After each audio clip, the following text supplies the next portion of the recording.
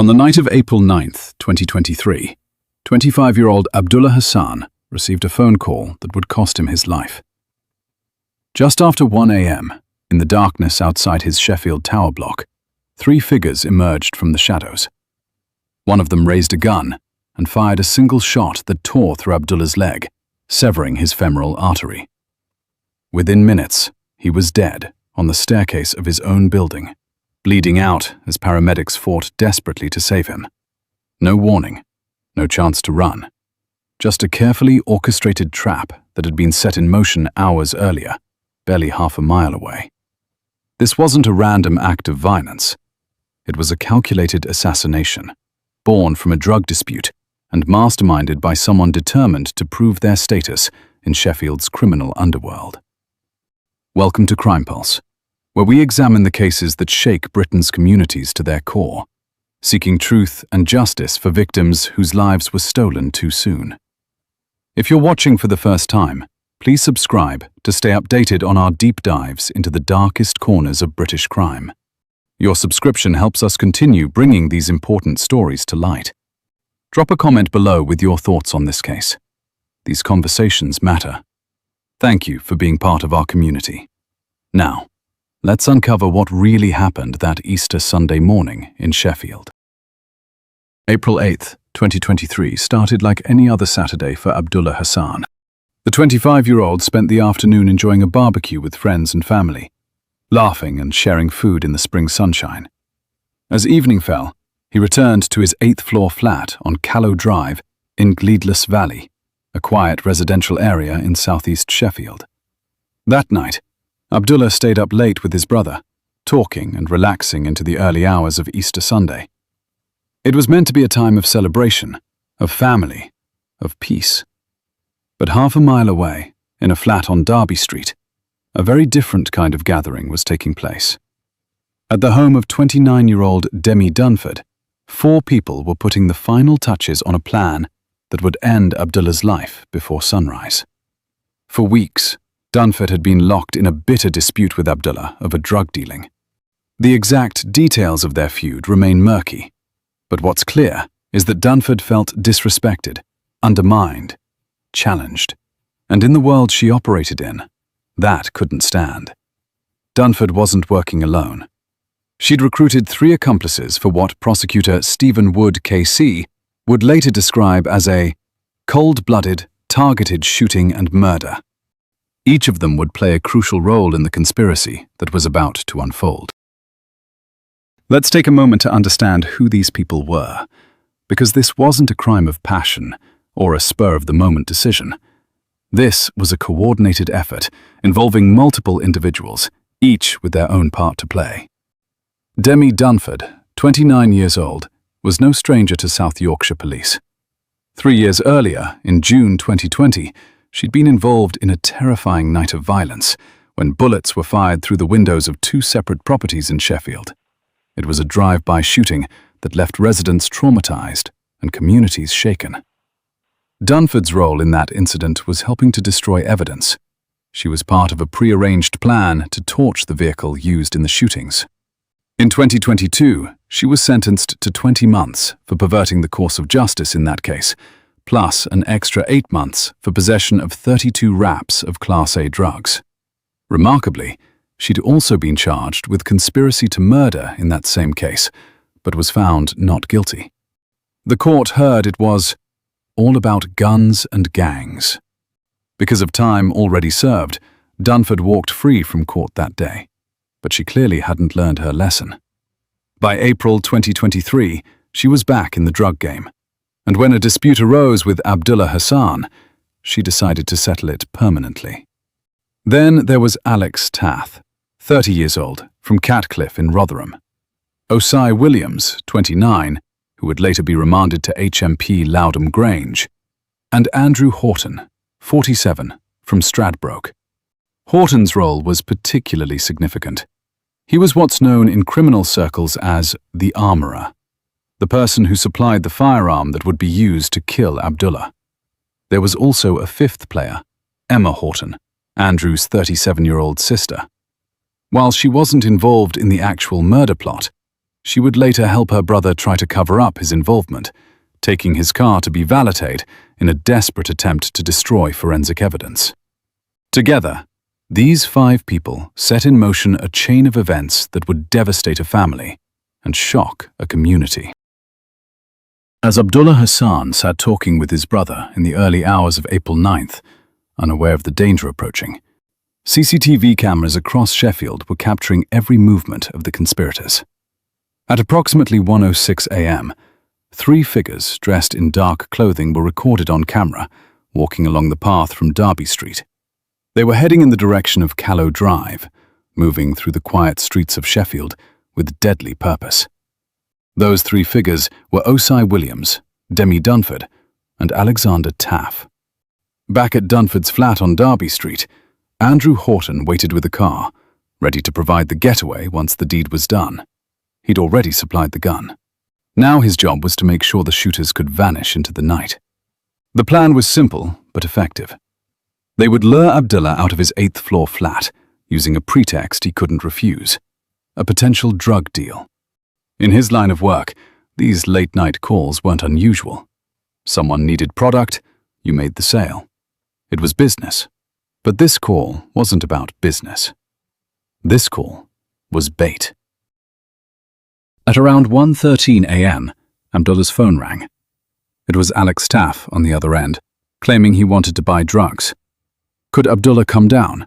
Just a quick transaction, in and out. Abdullah had no reason to suspect anything was wrong. This is how these deals worked. Quick, discreet, often at odd hours. He told his brother he'd be right back and headed for the lift. Outside in the darkness, 3 figures waited. They'd positioned themselves in the shadows near the exit, knowing exactly where Abdullah would emerge. The CCTV would later show their movements, the careful positioning, the predatory patience. When Abdullah stepped out of the building into the night air, one of the 3 moved from the shadows and raised a gun. In that split second, Abdullah must have realized what was happening, but there was no time to react, nowhere to run. A single shot rang out, echoing across the quiet residential street. The bullet struck Abdullah in the leg with devastating precision. It wasn't a warning shot. It wasn't meant to injure. The femoral artery, one of the largest blood vessels in the human body, runs down the inner thigh. When it's severed, you can bleed to death in minutes. The shot was perfect, or rather, perfectly horrific. As the 3 shooters fled into the night, Abdullah collapsed. The pain must have been excruciating, but somehow he found the strength to stagger back toward the building. He was bleeding heavily, catastrophically, but he was still conscious, still fighting. He made it inside and began hauling himself up the stairs, not to the 8th floor where his brother waited, but only to the 2nd floor before his body gave out. He collapsed on the staircase, the blood loss too severe, the damage too catastrophic. His brother, hearing the commotion, came running. Residents in the building called 999. Paramedics arrived within minutes, their training kicking in as they assessed the scene. But sometimes, no matter how fast you respond, no matter how skilled you are, the damage is too severe. The bullet had completely severed Abdullah's femoral artery. He'd suffered catastrophic blood loss. Despite the desperate efforts of paramedics and residents who tried to help, there was nothing that could save him. Abdullah Hassan died on that staircase, just meters from his own front door, killed by people he'd probably done business with before. He was 25 years old. He had his whole life ahead of him, and it was over in the time it takes to make a phone call and fire a single shot. While Abdullah lay dying on the staircase, his killers were already trying to cover their tracks. The 3 who'd carried out the shooting fled back to Derby Street, where Andrew Horton waited with the getaway car. They piled in and vanished into the Sheffield night. Dunford and Williams knew the police would come looking, and they knew Sheffield would be too hot for them in the coming days. So they did what guilty people often do. They ran. The 2 of them fled the city entirely, travelling to London and then on to Southend-on-Sea on the Essex coast, where they stayed overnight in accommodation. Perhaps they thought distance would keep them safe. Perhaps they believed they'd covered their tracks well enough that the investigation would go nowhere. They were wrong on both counts. 2 days after the murder, Andrew Horton made a decision that would ultimately help seal his fate. Along with his sister Emma, he took the car he'd used to drive Dunford and Williams away from the murder scene to a car wash in the Attercliffe area of Sheffield. They paid to have it thoroughly valeted, a deep clean designed to wash away any forensic evidence that might link Andrew to the crime. It was a calculated move, an attempt to literally cleanse the vehicle of guilt. But forensic science has come a long way, and as Andrew and Emma would discover, you can't simply wash away murder. South Yorkshire police launched a massive investigation the moment Abdullah was shot. In the days that followed, 6 people were arrested, 5 men and 1 woman, all on suspicion of assisting an offender. They were questioned, released on bail, and the investigation continued. In the initial stages, police were careful not to reveal too much publicly. By May 15, 2023, just over a month after the murder, they confirmed that 5 people had been arrested on suspicion of murder itself, 4 men and 1 woman. All were released on police bail as detectives continued building their case. This is the painstaking work that most people never see. While the public grows impatient, wanting immediate arrests and convictions, detectives are methodically gathering evidence, building an unshakable case that will stand up in court. And the evidence they collected was damning. CCTV footage tracked the movements of Dunford, Taff and Williams as they walked from Derby Street to Callow Drive. Mobile phone data showed the call from Taff to Abdullah, the timing matching perfectly with the shooting. Ballistic reports confirmed a single gunshot had caused Abdullah's death. But perhaps most crucially, forensic evidence placed the defendants at the scene and in the getaway car. Despite Andrew Horton's attempts to have his vehicle cleaned, traces remained. Forensics is an incredibly precise science, and criminals consistently underestimate just how much evidence they leave behind. The investigation took months, with detectives working tirelessly to ensure every detail was captured, every connection proven. By the time the case reached Sheffield Crown Court in November 2025, the prosecution had built what they believed was an overwhelming case. When the trial opened on November 11, 2025, prosecutor Stephen Wood laid out the case in stark terms for the jury. It was a cold-blooded, targeted shooting and murder, he told them. That is the real essence of the case. One person would have pulled the trigger, but we, the Crown, say 4 people are responsible for his murder. Each of those 4 people, you will see, played a crucial role in his death. This is a crucial legal point that often confuses people who aren't familiar with conspiracy law. In British law, you don't have to be the one who pulls the trigger to be guilty of murder. If you conspired to commit the murder, if you played a role in planning or executing it, you're just as guilty as the person who fired the shot. And that's exactly what the prosecution argued. Yes, one of the 3 who went to Callow Drive that night pulled the trigger. But all 4 conspirators, Dunford, Taff, Williams and Horton, were equally responsible for Abdullah's death. Wood walked the jury through the evidence, piece by piece. The CCTV footage showing the 3 figures walking toward Callow Drive, the phone call luring Abdullah outside, the getaway car waiting at Derby Street, the flight to London and Southend, the car wash 2 days later. He explained how Dunford, keen to prove her status in Sheffield's drug underworld, had orchestrated the entire plot, how she'd been in a dispute with Abdullah for weeks, and how she'd decided to resolve it with violence.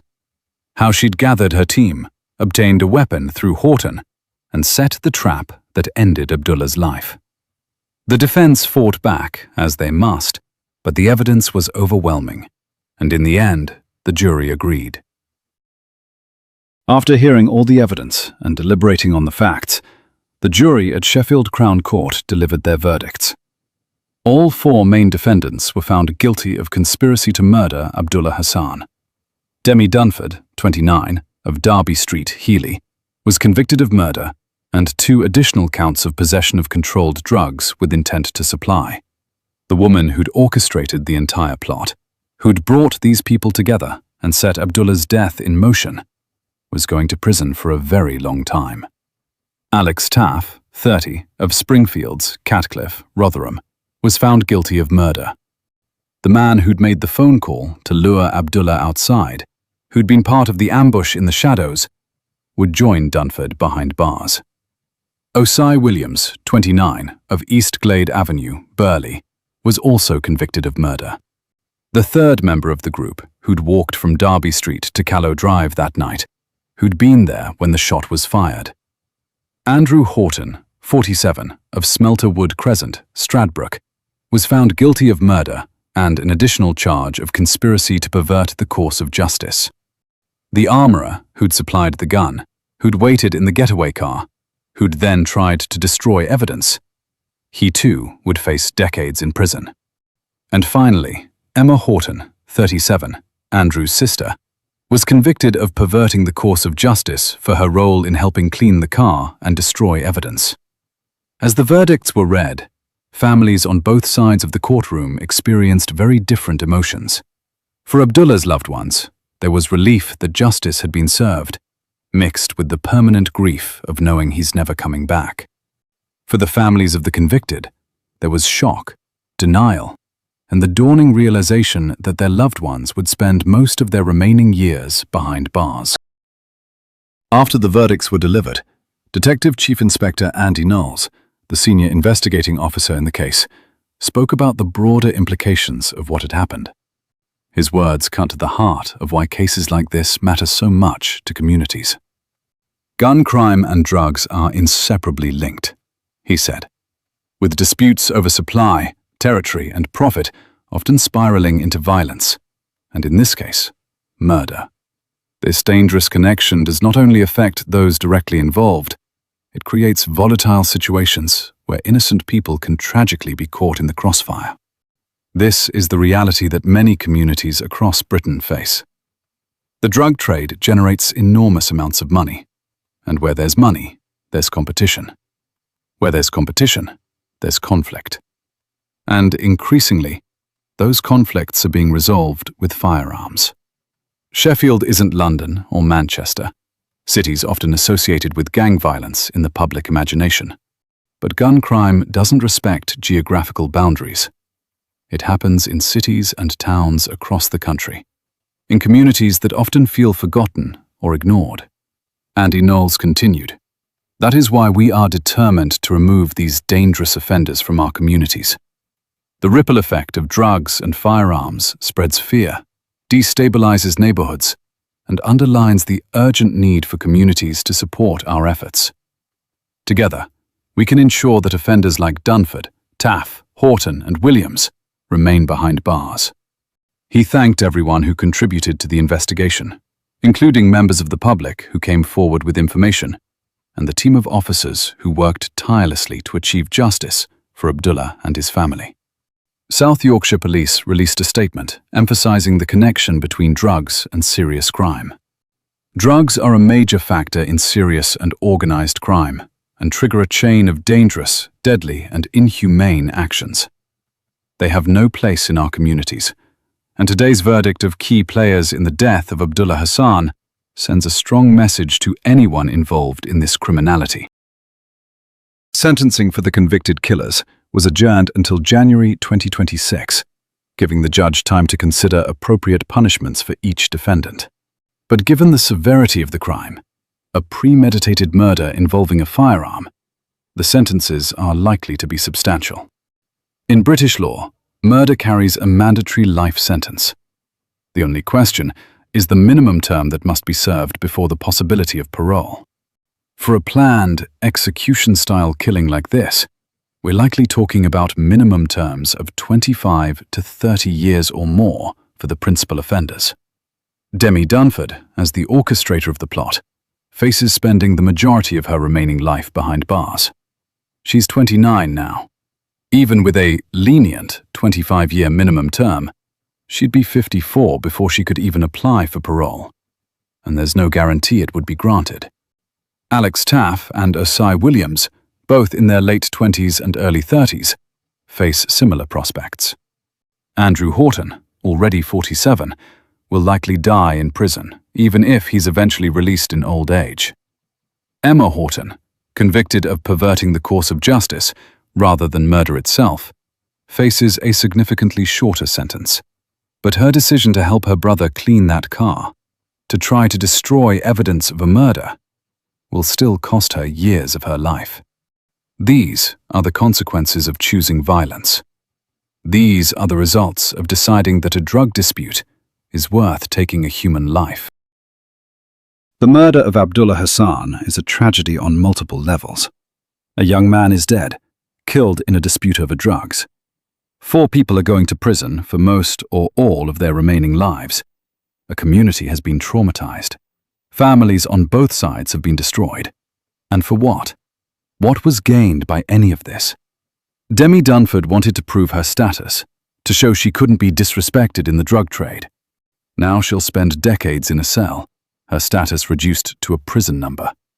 Abdullah Hassan is gone, his potential unfulfilled, his life cut short before he'd even reached his prime. There are no winners here. There's only loss, grief, wasted lives, and the cold comfort of knowing that justice, eventually, was served. As we close this case, remember Abdullah Hassan. Remember that behind every crime statistic is a real person, someone who mattered to their family and friends. And remember that the path of violence and crime, no matter how lucrative it might seem, leads nowhere good.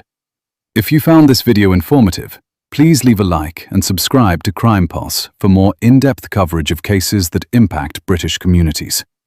Share your thoughts respectfully in the comments below, and remember, if you have information about any crime, you can contact police or Crime Stoppers anonymously. Until next time, stay safe and never forget the victims.